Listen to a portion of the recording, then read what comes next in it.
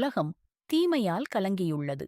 அரக்கன் சூரபத்மன், அவன் சகோதரர்கள் தாரகாசுரன் மற்றும் சிம்மமுகன் ஆகியோர் தேவர்களை மற்றும் பூமியை துன்புறுத்துகிறார்கள். தேவர்கள் பரமசிவனை நாடுகிறார்கள். அவர் தவத்தில் இருக்கிறார். இந்த தீமையை அழிக்க பெண்ணால் பிறக்காத ஒரு தெய்வீக வீரர் தேவைப்படுகிறது. சிவனின் 3வது கண்களில் இருந்து ஒரு அக்னிப் புள்ளி வெளிப்படுகிறது.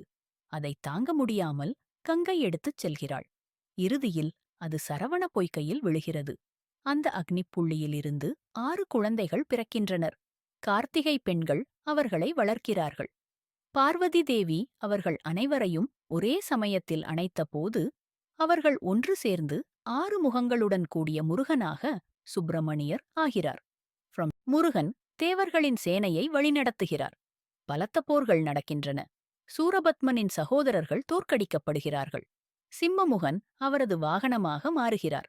தாரகன் அழிக்கப்படுகிறார். சூரபத்மனுடன் இறுதி மோதல். அவன் மாயையை பயன்படுத்தி ஒரு பெரிய மரமாக மாறுகிறான். முருகன் தன் வேலைச் சுழற்றி அந்த மரத்தை 2 பாகமாக வெட்டுகிறார். ஒரு பக்கம் மயிலாக மாறி வாகனமாகிறாள். மற்ற பக்கம் சேவலாக மாறி அவரது கொடியின் சின்னமாகிறது. அரக்கர்கள் அழிக்கப்பட சாந்தியும் சமநிலையும் திரும்புகின்றன. தேவர்கள், முனிவர்கள் முருகனைப் புகழ்கிறார்கள்.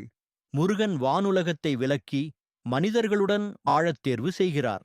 அவர் 2 திருமணங்களை செய்கிறார். தேவயானை இந்திரனின் மகள், வானுலக திருமணம். வள்ளி பூமியில் பழங்குடியுப் பெண்ணுடன் ரொமாண்டிகாக நடந்த காதல் திருமணம்.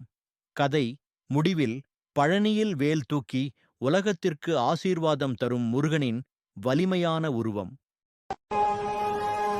உலகத்திலே எவன் ஒருவன் முருகப்பெருமானை உள்ளன்போடு வழிபடுகின்றானோ